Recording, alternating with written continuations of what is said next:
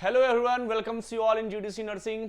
So students, पिछली class में हम लोगों ने एनाटॉमी सब्जेक्ट जो सेमेस्टर 1 में आपका है बीएससी नर्सिंग के सिलेबस में, उसको हम लोगों ने क्या किया था, स्टार्ट किया था। और एनाटॉमी में हम लोग बेसिकली एनाटॉमिकल टर्म्स के ऊपर काम कर रहे थे, जो आपका यूनिट नंबर 1 है। और उस एनाटॉमिकल टर्म्स के पहले मैंने आपको कुछ बेसिक कंसेप्ट क्लियर किया था, यानी मैंने आपको क्लियर किया था कि जो एनाटॉमी सब्जेक्ट है, ये जो बायोलॉजी है, या इस सब्जेक्ट में हमें क्या क्या पढ़ना है, उन सारे पॉइंट्स को हम लोगों ने क्या कर रहे थे, कवर कर रहे थे। और वहां से मैंने एक डेफिनेशन आपको बताया था कि life is a well organised form of living organism which perform function and process.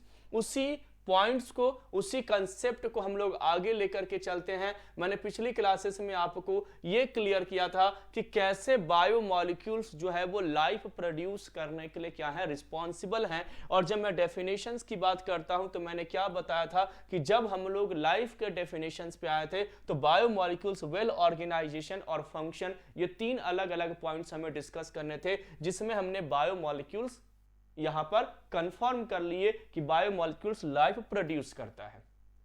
Second क्या है, वेल ऑर्गेनाइज्ड। अब आप कहोगे कि सर एनाटॉमिकल टर्म्स तो कहीं दिखाई ही नहीं दे रहा है, यहां तो केवल बेसिक्स क्लासेस ही चल रही है। तो स्टूडेंट्स, एनाटॉमिकल टर्म्स के पहले आपका जो वेल ऑर्गेनाइजेशन वाला टर्म्स है, यानी ऑर्गेनाइजेशन जो वर्ड है उसको आपको समझना जरूरी है, बेसिक कंसेप्ट समझना जरूरी है। उसके बाद एनाटॉमिकल टर्म्स पे हम क्या कर जाएंगे, फर्दर एंटर कर जाएंगे। तो नेक्स्ट हमारा क्या था कि सर कैसे कोई वेल ऑर्गेनाइज्ड जो है, वेल ऑर्गेनाइज्ड जो आपका जो मॉलिक्यूल्स है वो कैसे लाइफ प्रोड्यूस करता है, या इस वेल ऑर्गेनाइज्ड का सर मतलब क्या है, उस पॉइंट पे अब मैं आपको लेकर के चल रहा हूं। अब देखिए, ऑर्गेनाइजेशन का मतलब क्या हुआ। मैंने प्रीवियस क्लास में भी आपको बताया था कि जब बहुत सारे मॉलिक्यूल्स आपस में मिलते हैं, बहुत सारे ऑर्गेनेल्स आपस में मिलते हैं, तब जाकर के एक ऑर्गेनाइजेशन का फॉर्मेशन करते हैं। जैसे सिंपल सा एक सेल का एग्जांपल दिया था कि सेल का फॉर्मेशन कब हुआ, तो सर सेल का फॉर्मेशन जब हुआ जब वहां पर राइबोसोम, एंडोप्लाज्मिक रेटिकुलम, न्यूक्लियस या अदर जितने भी कंपोनेंट्स हैं सेल के, जितने भी ऑर्गेनेल्स हैं सेल के, वो सब एक जगह एक्यूमुलेट हुए, इकट्ठा हुए, तब जाकर के क्या किया, सेल का उन्होंने फॉर्मेशन किया, एक ऑर्गेनाइजेशन का फॉर्मेशन किया, जिनके पास फंक्शन या प्रोसेस प्रोसीड करने की क्या थी, प्रॉपर्टीज थी। तो यहां पर ऑर्गेनाइजेशन की अगर मैं बात करूं तो सर जो बायोमॉलिक्यूल्स है जो आगे जाकर के ऑर्गेनाइज होता है, ये एक्चुअली टू टाइप्स के होते हैं। कितने टाइप्स के होते हैं, टू टाइप्स के। एक होता है सिंपल ऑर्गेनाइजेशन। क्या होता है जी, सिंपल ऑर्गेनाइजेशन। ये सब बेसिक है जो आपको समझना होगा एनाटॉमिकल टर्म्स पढ़ने के पहले या एनाटॉमी सब्जेक्ट डिस्कस करने के पहले। तो सर यहाँ पर एक सिंपल ऑर्गेनाइजेशन है और एक ऑर्गेनाइजेशन है जिसका नाम है जी कॉम्प्लेक्स ऑर्गेनाइजेशन। क्या है जी, कॉम्प्लेक्स ऑर्गेनाइजेशन। तो एक सिंपल ऑर्गेनाइजेशन और सेकेंड आपका क्या हो गया, कॉम्प्लेक्स ऑर्गेनाइजेशन। यानी जो ऑर्गेनाइजेशन का फॉर्मेशन होता है लिविंग ऑर्गेनिजम्स के अंदर में, लिविंग बॉडीज के अंदर में, वो टू टाइप्स के होते हैं। सिंपल ऑर्गेनाइजेशन का सिंपल मतलब क्या है, इसका अगर मैं एग्जांपल की बात करूं कि सर सिंपल ऑर्गेनाइजेशन का एग्जांपल क्या है, तो sir that is the cell. Cell is the simple organisation, cell is the example of simple organisation.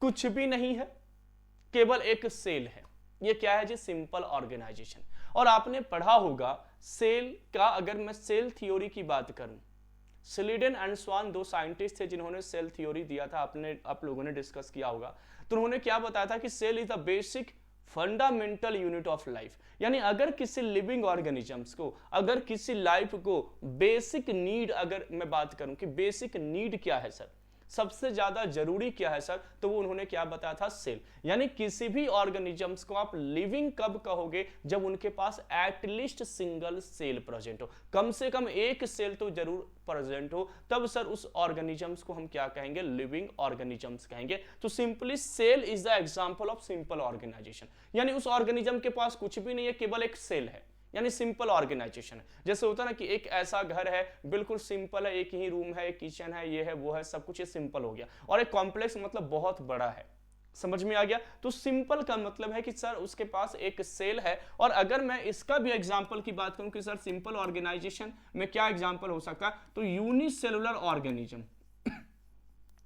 Unicellular organism जो है वो क्या है जी? तो सर यूनिसेलुलर ऑर्गेनिज्म जो है वो आपका सिंपल ऑर्गेनाइजेशन में आता है, जैसे कि आपका मोनेरा, बैक्टीरिया, आपका प्रोटिस्टा जिसमें प्रोटोजोन्स वगैरह है, ये सब क्या है आपके यूनिसेलुलर है। आपके सिलेबस में बैक्टीरिया पढ़ना होता है, यानी बायोलॉजी स्टूडेंट्स के रूप में हमें क्या करना होता है, तो सर यूनिसेलुलर ऑर्गेनिजम्स को कवर करना होता है। मैंने आपको पहले ही बताया था, डे 1 मैंने क्लियर किया था कि आप बायोलॉजी पढ़ रहे हो, बायोलॉजी यानी बायोलॉजी का पार्ट ही एनाटॉमी है, आप डिस्कस कर रहे हो, और उस बायोलॉजी में आप लाइफ के बारे में पढ़ने जा रहे हो, और लाइफ में ही आपका बायोमोलिक्यूल्स है, लाइफ में ही आपका सिलेबस में आपका सेल है। अब आते हैं सर कॉम्प्लेक्स ऑर्गेनाइजेशन। अब कॉम्प्लेक्स का मतलब क्या है कि सर इनके पास क्या होगा, एक से ज्यादा ऑर्गेनाइजेशन होगा। सिंपली अगर मैं कॉम्प्लेक्स ऑर्गेनाइजेशन की बात करूं तो सर इनके पास भी क्या होगा, सेल होगा, और सेल आगे जाकर के ग्रुप ऑफ सेल आगे जाकर के क्या करेंगे, तो सर टिश्यू का फॉर्मेशन करेंगे। टिश्यू आगे जाकर के क्या करेगा, तो सर ऑर्गन का फॉर्मेशन करेगा। ऑर्गन आगे जाकर के क्या करेगा, तो सर ऑर्गन सिस्टम का फॉर्मेशन करेगा। क्या करेगा जी, ऑर्गन सिस्टम का फॉर्मेशन करेगा, और ऑर्गन सिस्टम आगे जाकर के कंप्लीट बॉडी का फॉर्मेशन करेगा। ये ऑर्गन सिस्टम आगे जाकर के क्या करेगा, तो सर एक कंप्लीट बॉडी का फॉर्मेशन करेगा, और इसका बेस्ट एग्जांपल एनिमल किंगडम है, इसका बेस्ट एग्जांपल आपका प्लांट किंगडम है। खास तौर से एनिमल किंगडम यानी हम लोग किसको फॉलो करते हैं, तो सर हमारी बॉडी में जो ऑर्गेनाइजेशन होती है वो कॉम्प्लेक्स होती है। कैसे होती है, तो सर सेल कहां से बना, सिंपली बायोमोलिक्यूल्स। बायोमोलिक्यूल कहां से आया, एटम से। तो फिर से कंसेप्ट देखिए ना, एटम्स आगे जाकर के मॉलिक्यूल्स बनाया। मॉलिक्यूल्स में अगर ऑर्गेनाइज्ड हो गया वो मॉलिक्यूल्स, और ऑर्गेनाइज्ड होकर के कोई फंक्शन प्रोसीड करना शुरू कर दिया, दैट इज द क्या हो गया, ये लिविंग हो गया। और यही तो लाइफ का डेफिनेशन मैंने क्लियर किया था। तो यहां पर सिंपली जब हम कॉम्प्लेक्स ऑर्गेनाइजेशन की बात करते हैं तो सर सेल है। अब सेल में आपने पढ़ा होगा, मैं सिंपली आपको रिवाइज करा दूं कि सर सेल में आपने प्रोकैरियोटिक और यूकैरियोटिक 2 टाइप ऑफ सेल पढ़ा होगा, पढ़ा है, यही आपका सिलेबस है। आपने जब टिश्यू की बात करते हैं तो टिश्यू में आपने एनिमल टिश्यू में 4 टाइप ऑफ टिश्यूज आप लोगों ने डिस्कस किया होगा। एपिथेलियल टिश्यूज आप लोगों ने वहां पर डिस्कस किया होगा। आप लोगों ने वहां पर क्या डिस्कस किया होगा, मस्कुलर टिश्यू, नर्वस टिश्यूज आप लोगों ने डिस्कस किया होगा, कनेक्टिव टिश्यू आप लोगों ने डिस्कस किया होगा।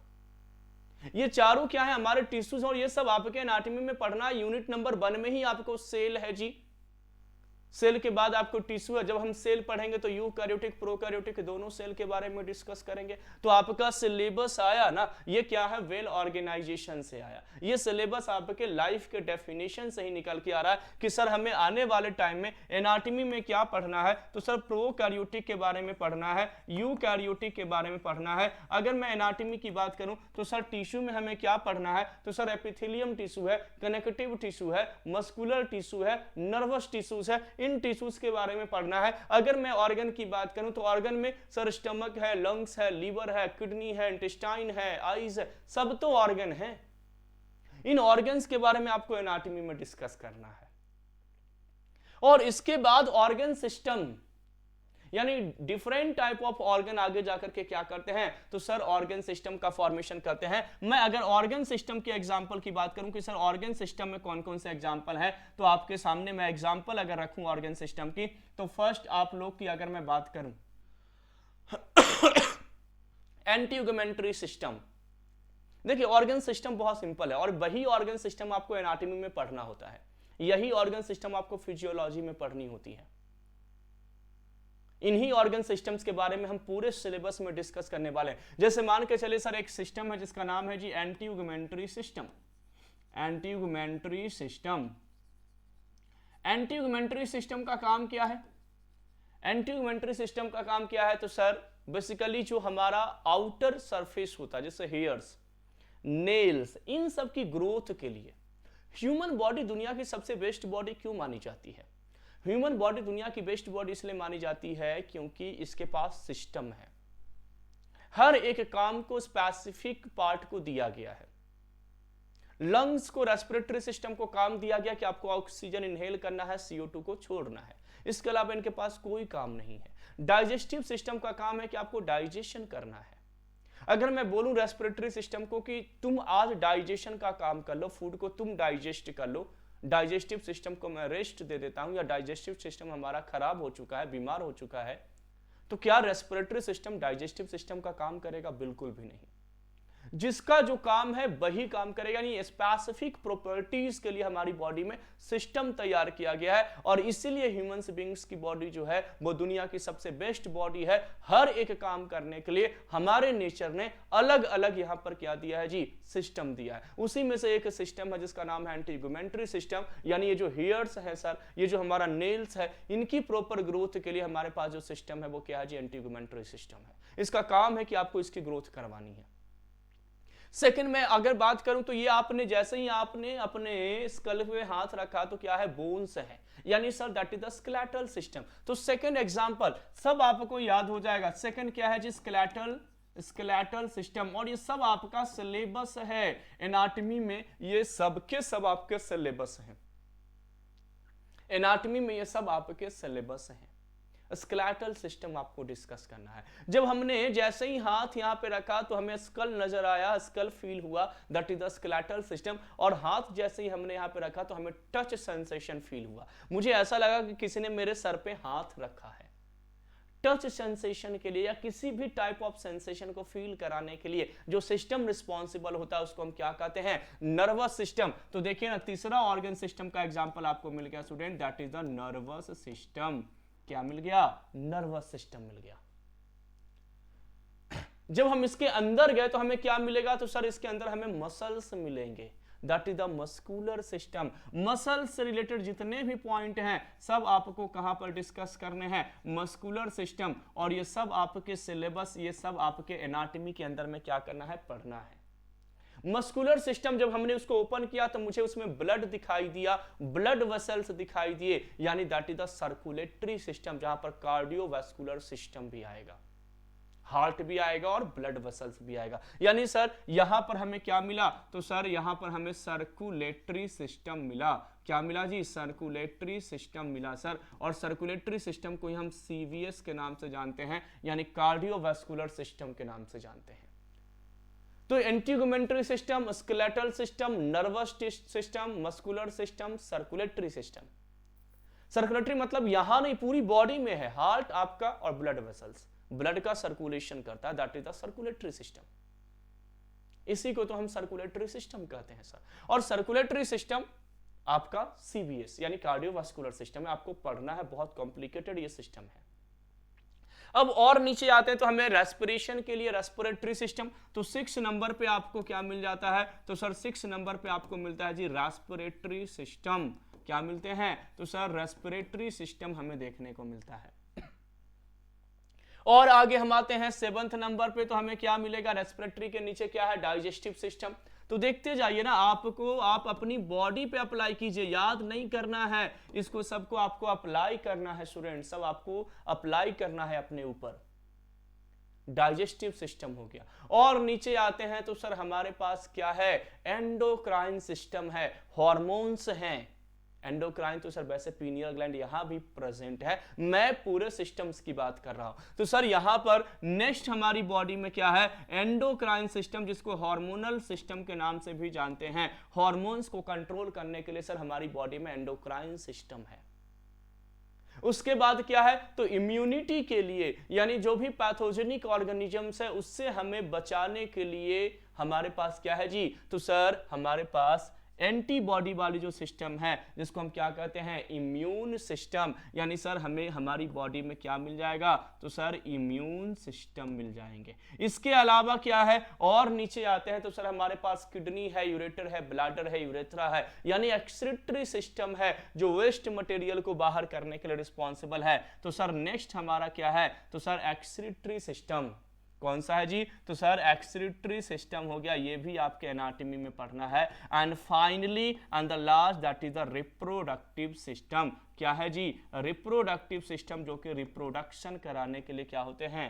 रिस्पॉन्सिबल होते हैं। These all are the example of organ system.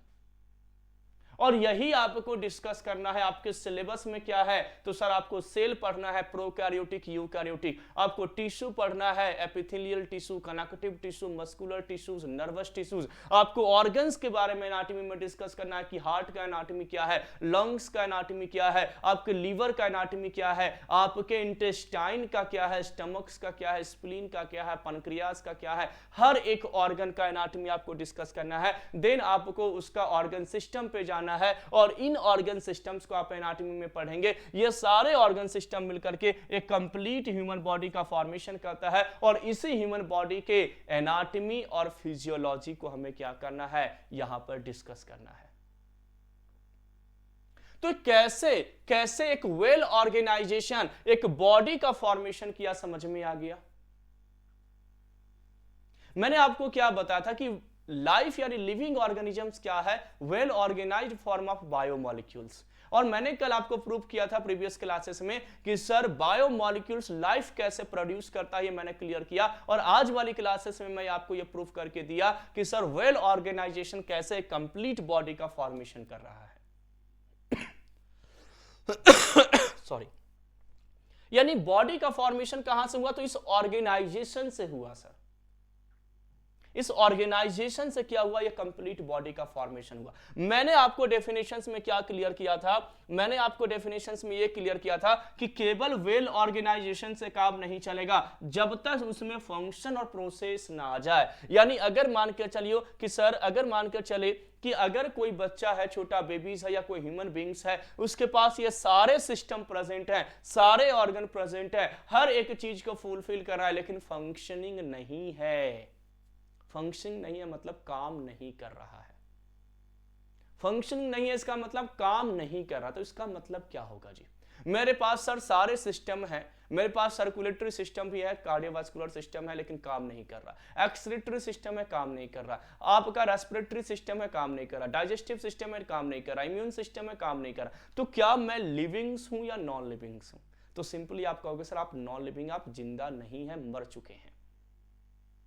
यानी केवल और केवल ऑर्गेनाइजेशन से नहीं होगा, आपको फंक्शन प्रोसेस प्रोसीड करना पड़ेगा। यानी बायोमोलिक्यूल्स पहले आगे जाकर के क्या करेगा, तो बायोमोलिक्यूल आगे जाकर के सेल बनाएगा, सेल से टिश्यू बनाएगा, टिश्यू से ऑर्गन सिस्टम ऑर्गन बनाएगा, ऑर्गन से ऑर्गन सिस्टम बनाएगा और ऑर्गन सिस्टम से कंप्लीट बॉडी का फॉर्मेशन करेगा। अब इस बॉडी के अंदर फंक्शन होना चाहिए।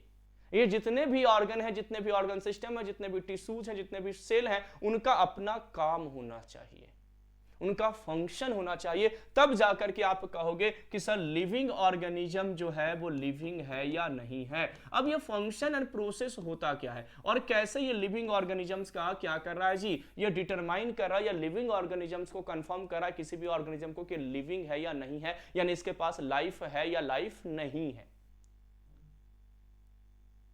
यानी अब हमें लाइफ का फंक्शन वाले पॉइंट पे हम आते हैं। अब देखिए फंक्शन का मतलब क्या है कि अगर रेस्पिरेटरी सिस्टम है तो सर रेस्पिरेटरी सिस्टम है तो उसको रेस्पिरेशन करते आना चाहिए। डाइजेस्टिव सिस्टम है तो डाइजेशन करने आना चाहिए। मतलब जितने भी फंक्शन हमारी बॉडी में होते हैं वो फंक्शन उनको प्रोसीड करते होना चाहिए। जब तक फंक्शन प्रोसीड नहीं होगा तब तक आप लिविंग कंडीशंस में नहीं बने रहेंगे। समझ में आ गया? तो सर क्या है लाइफ, बेसिकली क्या है, आपके सिलेबस में क्या दिया गया, आई होप आपको समझ में आ गया होगा। अब हम लोग वापस से स्लाइड पे एंटर करते हैं स्टूडेंट और वहां से पॉइंट्स क्लियर करते हैं। क्या पढ़ना है एनाटॉमी में वो आपको क्या हो गया, पॉइंट क्लियर हो गया। अब हम लोग कहां पर आते हैं, तो हम बेसिकली क्या करते हैं, उन पॉइंट्स पर आपको लेकर के आते हैं जहां पर आपको पॉइंट कंफर्म करना था। ये जो भी हमने कंसेप्ट क्लियर किया है, जो भी अभी हम लोगों ने थियरीज के फॉर्म में यहां पर डिस्कस किए हैं, बोर्ड पे जो मैंने आपको समझाया है, अब उसको हम लोग क्या कर रहे हैं, यहां पर डिस्कस कर रहे हैं। क्या कर रहा है, human body is composed of the numerous smaller components और ऑर्गन्स। बेसिकली ऑब्वियस सी बात है, बहुत सारे ऑर्गन्स प्रेजेंट है। अभी जस्ट हम लोगों ने एग्जांपल देखा। In an order way to keep the body functioning, और ये जितने भी ऑर्गन्स है ये सबके सब क्या करते हैं, बॉडी में हर एक फंक्शन को बनाए रखने में क्या करते हैं, हेल्प करते हैं। अब आते हैं, there are two concept are studied in the study of the human body. जब भी हम ह्यूमन बॉडी की स्टडी करते हैं तो दो कंसेप्ट पढ़ना होता है। एक हमें पढ़ना होता है एनाटॉमी और एक हमें पढ़ना होता है जी फिजियोलॉजी। और इसीलिए आपका सब्जेक्ट है ना applied anatomy and applied physiology. Applied मतलब इसको अप्लाई करना है किसी केस के साथ, जो मैं आपको आगे डिस्कस करूंगा। तो एनाटॉमी एंड फिजियोलॉजी, जब भी हम ह्यूमन बॉडी की बात करते हैं, एनाटॉमी का मतलब क्या है? एना मतलब अंदर की स्ट्रक्चर के बारे में पढ़ना, और फिजियोलॉजी मतलब वो स्ट्रक्चर काम कैसे करता है। जैसे मान कर चलो कि सर ये हमारा हार्ट एक ऑर्गन है, तो हार्ट का एनाटॉमी यानी हार्ट के अंदर कितने चैम्बर हैं, कितने वॉल्व हैं, हार्ट के अंदर कितने सेप्टम प्रेजेंट हैं, इन सब के बारे में पढ़ना। ट्रांसवर्स सेक्शन क्या है हार्ट का, इन सब के बारे में पढ़ना। आउटर कवरिंग क्या है, इनर मोस्ट लेयर कौन है, मिडल लेयर क्या है, ये सब पढ़ना, दैट इज द एनाटॉमी। और फिजियोलॉजी यानी हार्ट का काम क्या है? तो ब्लड पंप करना, ब्लड को पंप आउट करना हार्ट का क्या है जी? काम है। तो ये ब्लड पंप कैसे होता है, ये पढ़ना एक्चुअली क्या है जी? फिजियोलॉजी। कैसे हार्ट ब्लड को पंप करता है, दैट इज द फिजियोलॉजी। वैसे ही जब हम डाइजेस्टिव सिस्टम की बात करते हैं तो हर एक ऑर्गन के अंदर की सारी चीजों को पढ़ना, दैट इज द एनाटॉमी, और वो काम कैसे करता है, दैट इज द फिजियोलॉजी। और यही दो अप्रोचेस आपको पढ़ना है, और इसीलिए आपका सब्जेक्ट भी एनाटॉमी एंड फिजियोलॉजी है। हर एक ऑर्गन सिस्टम का एनाटॉमी एंड देन उसके फिजियोलॉजी को आपको क्या करना है? डिस्कस करना है। तो यहां पर सिंपली क्या कर रहा है, एनाटॉमी का मतलब क्या होता है स्टूडेंट? एना मतलब आप, एंटोमी मतलब प्रोसेस ऑफ कटिंग, यानी कोई भी ऑर्गन को जब हम कट कर रहे हैं, उसको ट्रांसवर्स कर रहे हैं, उसको क्रॉस कर रहे हैं, कौन कौन से कंपोनेंट्स हमें वहां पर दिखाई दे रहे हैं, कौन कौन से चीजें वहां पर प्रेजेंट है, उसके बारे में पढ़ना, that is the anatomy. Clear? तो सिंपली क्या कर रहा है कि sir anatomy is the science of body structure and their relationship among them, यानी हमारी बॉडी में जो भी स्ट्रक्चर है और उनका रिलेशनशिप क्या है, चैम्बर का रोल क्या है, सेप्टम का रोल क्या है, वॉल्व क्या प्रेजेंट है, क्यों प्रेजेंट है हार्ट में, आउटर मोस्ट कवरिंग जो आपका है, इन सब का रोल क्या है, आपका जो मायोकार्डियम है हार्ट के अंदर मिडिल लेयर, उसका रोल क्या है, एंडोकार्डियम का रोल क्या है, पेरिकार्डियम का रोल क्या है, इन सब के बारे में पढ़ना, that is the anatomy. And physiology, that is the physio means nature and logy means study, it is the science of body function, how the body part the work, यानी कोई भी बॉडी का पार्ट है, organ system है, वो कैसे काम करता है, कैसे फंक्शन कॉज करता है, वो पढ़ना, दैट इज द फिजियोलॉजी। तो एनाटॉमी में हम क्या करते हैं, किसी भी ऑर्गन का क्या करते हैं, उनके अंदर के कंपोनेंट्स को डिस्कस करते हैं, उसको ट्रांसवर्स सेक्शन में जाते हैं यानी क्रॉस करते हैं, और जो भी पार्ट हमें वहां पर नजर आता है उसको हम क्या करते हैं? डिस्कस करते हैं, पढ़ते हैं, दैट इज द एनाटॉमी। और फिजियोलॉजी में हम क्या करते हैं? फंक्शन पढ़ते हैं। तो एनाटॉमी बेसिकली आपको थोड़ा सा याद करने वाला पार्ट दिखाई देगा, और फिजियोलॉजी में आपको पूरा का पूरा कंसेप्ट समझ में आएगा कि किडनी कैसे काम करता है, लंग्स कैसे काम करता है, लीवर कैसे काम करता है, आपका हार्ट कैसे काम करता है, ब्लड वेसल्स में काम कैसे होते हैं, कैसे ब्लड वेसल्स डायलेट होता है, कैसे वो कॉन्ट्रैक्ट होता है, ये सारा कंसेप्ट हम कहां पर पढ़ेंगे? फिजियोलॉजी में पढ़ेंगे। तो एनाटॉमी और फिजियोलॉजी ये दो अप्रोचेस है स्टूडेंट, जो हमें ह्यूमन बॉडी को पढ़ने के लिए क्या करना है? इंपॉर्टेंस है। नेक्स्ट आते हैं organisation of the human body. जैसा कि अभी मैंने आपको बताया, आपके सिलेबस में दिया गया कि ह्यूमन बॉडी का ऑर्गेनाइजेशन क्या है, तो मैंने आपको सिंपली बताया कि एटम से मॉलिक्यूल्स बना, मॉलिक्यूल्स आगे जाकर के बायोमॉलिक्यूल्स हो गया क्योंकि लाइफ प्रोड्यूस करेगा, वही बायोमॉलिक्यूल्स आगे जाकर के वेल ऑर्गेनाइज्ड हुआ, और वेल ऑर्गेनाइज्ड होकर के सेल, टिश्यू, ऑर्गन सिस्टम का फॉर्मेशन किया, और वही ऑर्गन सिस्टम आगे जाकर के कंप्लीट बॉडी का फॉर्मेशन किया, that is the organisation, that is the meanings of well organisation.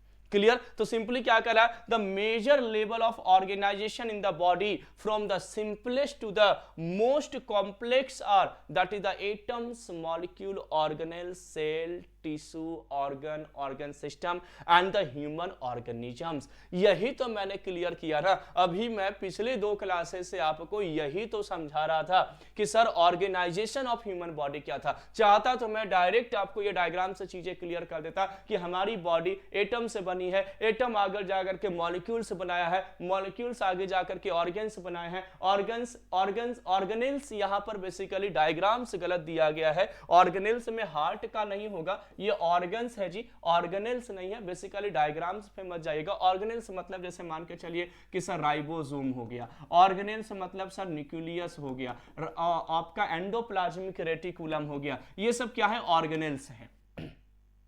ये ऑर्गेनेल्स इकट्ठा होकर के क्या बना दिए? सेल का फॉर्मेशन किए, सेल आगे जाकर के टिश्यू बनाया, टिश्यू आगे जाकर के ऑर्गन्स बनाए, ऑर्गन्स आगे जाकर के ऑर्गन सिस्टम्स बनाए, और ऑर्गन सिस्टम क्या कर दिया? एक ह्यूमन बॉडी का फॉर्मेशन किया।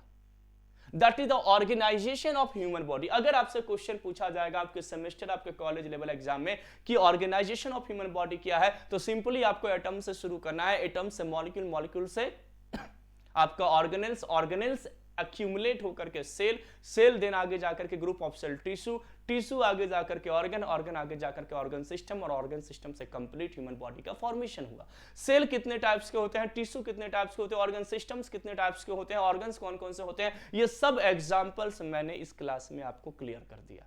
सारे एग्जांपल्स मैंने आपको स्टूडेंट्स क्या किए, प्रोवाइड किए कि सर ये ऑर्गेनाइजेशन क्या होता है। अब अगला कंसेप्ट हमें ये समझना है स्टूडेंट, अब हमें अगले कंसेप्ट पे जाना है, और अगला कंसेप्ट हमारा क्या है कि सर हमें अब अगले कंसेप्ट पे एंटर करना है कि सर ये ऑर्गेनाइजेशन जो है उसका लेबल क्या है, label of organisation.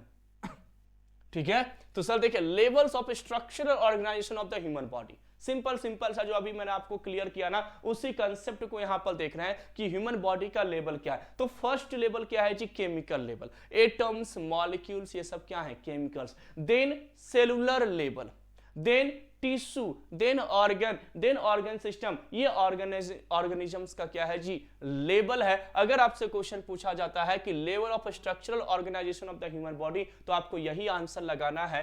Chemical level में क्या होगा, it include atoms, the smallest unit of the matter that participate in the chemical reaction. मैंने आपको बताया था फर्स्ट क्लास में ही कि एटम्स क्या होते हैं, तो सर ये हमारा स्मॉलेस्ट पार्टिकल्स है, ये हमारा क्या है, स्मॉलेस्ट पार्टिकल्स है। टू और more atoms join together to form a molecules. Obvious सी बात है, जब दो या दो से अधिक एटम्स आपस में मिलते हैं तो मॉलिक्यूल्स का फॉर्मेशन करता है। Certain atoms like carbon, hydrogen, oxygen, nitrogen, phosphorus, calcium and sulphur crucial for the maintaining life. ये सब मेन एटम्स हैं, ये मेन आपके ऑर्गेनाइजेशंस के लिए क्या है, इंपॉर्टेंस है। तो एटम्स क्या हो गया, पहला जो लेवल ऑफ ऑर्गेनाइजेशन हुआ, यानी ये कंप्लीट बॉडी बनाने का जो पहला ऑर्गेनाइजेशन है वो क्या है, एटम्स है। जैसे सिंपल सा मैं बात करूं कि सर एक प्लांट का ऑर्गेनाइजेशन क्या है, तो आप क्या कहोगे, सीड। सीड क्या है जी, स्टार्ट होता है। सीड में फिर क्या हुआ, तो सर वहां पर रूट का फॉर्मेशन हुआ, शूट का फॉर्मेशन हुआ, देन लीफ का फॉर्मेशन हुआ, देन स्टेम्स बनना शुरू हो गए, देन और भी कंपोनेंट्स बनना शुरू, तो ये ऑर्गेनाइजेशन तैयार हुआ। तो वैसे ही ह्यूमन बॉडीज की बात की जाए, और सीड के पहले भी क्या है, तो वही एटम्स, मॉलिक्यूल और सेल आ जाएगा, क्योंकि सीड के अंदर भी तो सेल प्रेजेंट है, टिश्यूज प्रेजेंट है। तो सिंपली ह्यूमन बॉडी में भी organisation, chemical, then cellular, there are only one cell और loose aggregate of the cell that work independently without any coordination, that is the amoeba, paramecium। Cellular level पे मैंने क्या बताया कि यूनिसेलुलर, अमीबा आपका क्या है जी, यूनिसेलुलर है, पैरामीशियम क्या है जी, यूनिसेलुलर है। इनके पास एक ही सेल है, इनके पास क्या है, एक सेल है। तो वो जो ऑर्गेनाइजेशन होगा वो कैसा होगा, सेलुलर लेवल पे होगा। दूसरा ऑर्गेनाइजेशन कैसा हो जाएगा जी, टिश्यू लेवल पे, यानी ग्रुप ऑफ सेल आगे जाकर के क्या करेगा, तो सर टिश्यू का फॉर्मेशन करेगा। A group of cell that are structurally functionally similar and work together to perform a common function, that is the nervous tissue, epithelial tissue या muscles tissue या connective tissue। 4 type of tissues आप लोगों ने discuss किया होगा। Epithelial दिया है, nervous दिया है, मसल्स टिश्यू यानी मस्कुलर टिश्यू दिया है, तो सर यहाँ पर कनेक्टिव भी ऐड कर लेते हैं, तो सारे टिश्यू क्या हो जाएंगे, हमारे कंप्लीट हो जाएंगे। ये टिश्यू लेवल ऑर्गेनाइजेशन हो गया। यानी group of a cell, either cell will be similar और dissimilar, but origin should be common, ये याद रखिएगा। टिश्यू का डेफिनेशन आगे मैं आपको टिश्यू में बताऊंगा बहुत अच्छे से, अभी मैं आपको क्लियर कर देता हूं कि टिश्यू का सिंपल मतलब होता है those group of cell, cell में भी सिमिलर और डिसिमिलर, सेल सिमिलर भी हो सकता है, डिसिमिलर हो सकता है, लेकिन ऑरिजिन शुड बी कॉमन, उसका फंक्शन कॉमन होना चाहिए, उसका ऑरिजिन कॉमन होना चाहिए। जैसे मान के चले कि सर हमारे लीवर में टिश्यू है, लीवर का टिश्यू जो है, अब लीवर का एक टिश्यू यहां पर फॉर्मेशन हो, उसकी ऑरिजिन यहां पर हो और एक यहां पर ऑरिजिन हो, तो पता चले कि कुछ लीवर का काम यहां पर हो रहा है, कुछ लीवर का काम यहां पर हो रहा है। ऐसा नहीं होता, उसकी ऑरिजिन एक जगह पर होगी। स्टमक में जो टिश्यू होंगे उनकी ऑरिजिन एक जगह पर होगी, यानी ऑरिजिन और फंक्शन दोनों कॉमन होना चाहिए। बाकी सेल सिमिलर या डिसिमिलर हो उससे कोई फर्क नहीं पड़ता है। वैसे ग्रुप ऑफ सेल को हम क्या कहते हैं जी, टिश्यू कहते हैं। बाकी टिश्यू में मैं बहुत अच्छे से इन पॉइंट्स को और अच्छे से क्या करूंगा, क्लियर करूंगा। नेक्स्ट हमारा क्या है जी, ऑर्गन लेवल। अगला हमारा क्या है student, organ level. Organ level मतलब वन और more tissue work together to achieve a function of the organ, that is the heart, lungs, brain. एक या एक से ज्यादा टिश्यू एक या एक से ज्यादा टिश्यू क्या करते हैं स्टूडेंट, तो आपस में मिलकर के एक या एक से ज्यादा टिश्यू आपस में मिलकर के क्या करते हैं, तो एक ऑर्गन्स का फॉर्मेशन करते हैं।